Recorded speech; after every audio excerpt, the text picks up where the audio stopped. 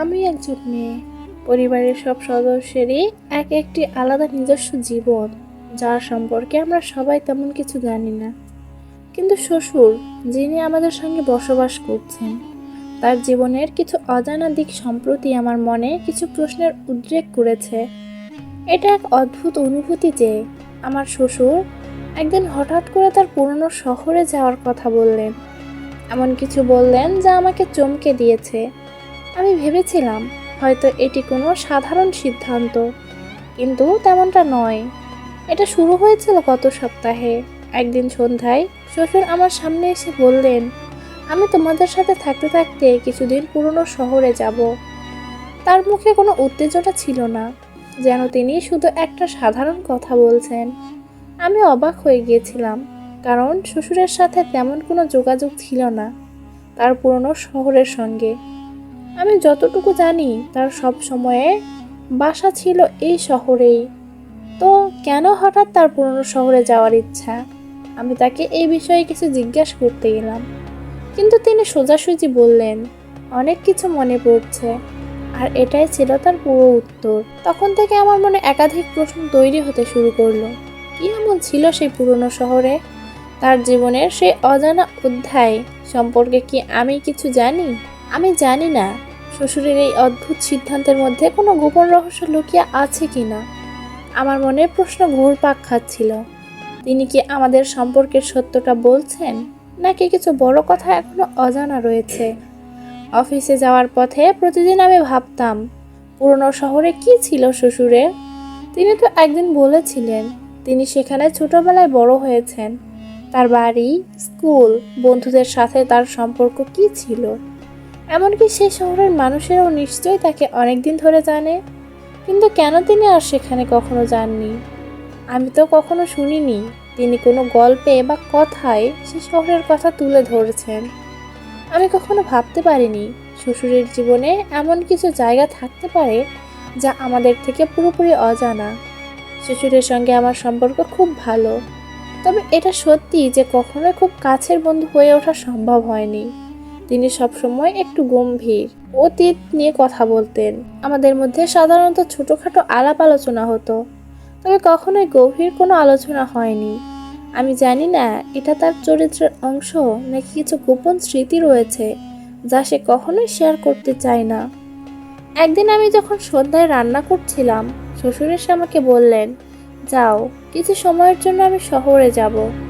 আমি মুচকি হেসে বললাম, বাবা, তুমি কি আসলেই ভাবছো তুমি পুরনো শহরে যেতে চাচ্ছ এতদিন পর?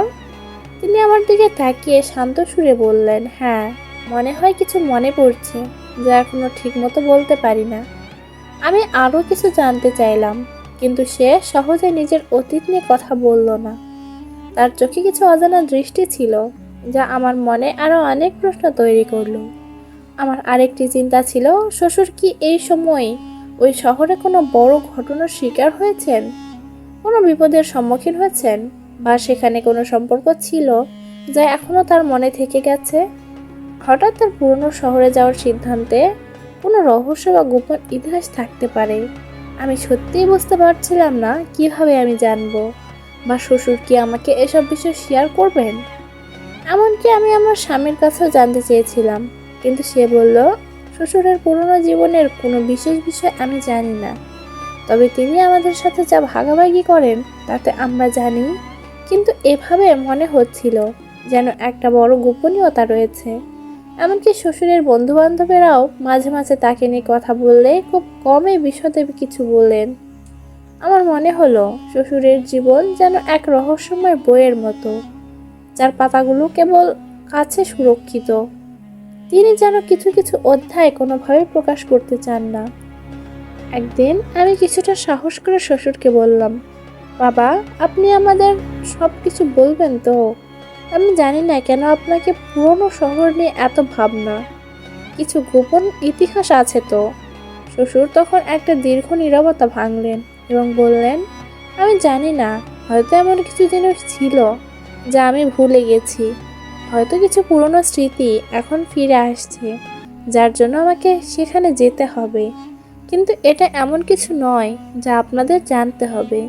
তার কথায় এমন কিছু ছিল যা আমার মনে প্রশ্ন আরো বাড়িয়ে দিল।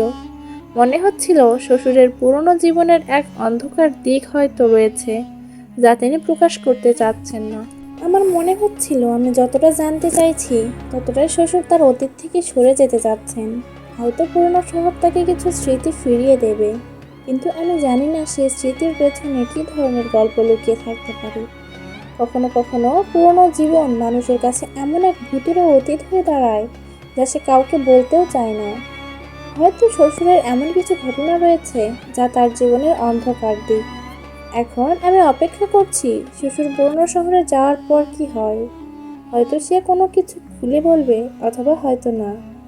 কিন্তু একটা কথা আমি নিশ্চিত, শ্বশুরের পুরনো জীবন সম্পর্কে কিছু না কিছু রহস্য নিশ্চয় রয়েছে, যা একদিন হয়তো আমার জানা হবে।